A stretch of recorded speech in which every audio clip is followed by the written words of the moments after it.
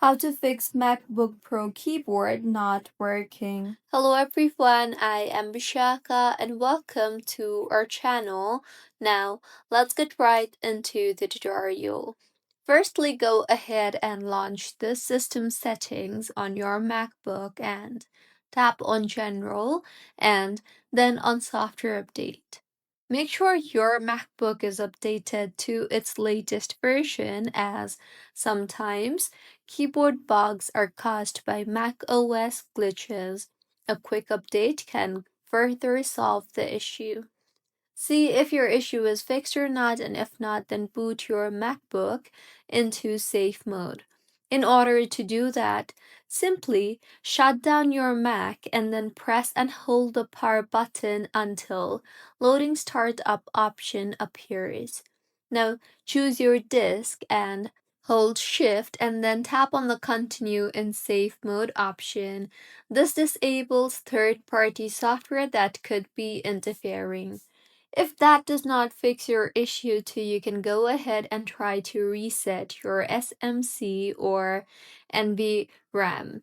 So, if you are on M1 and M2 Max, just simply shut down your device completely and then wait for 10 seconds and then turn it back on. Now, this will reset Apple automatically. See if your issue is fixed or not, and if not, then you can try to use an external keyboard.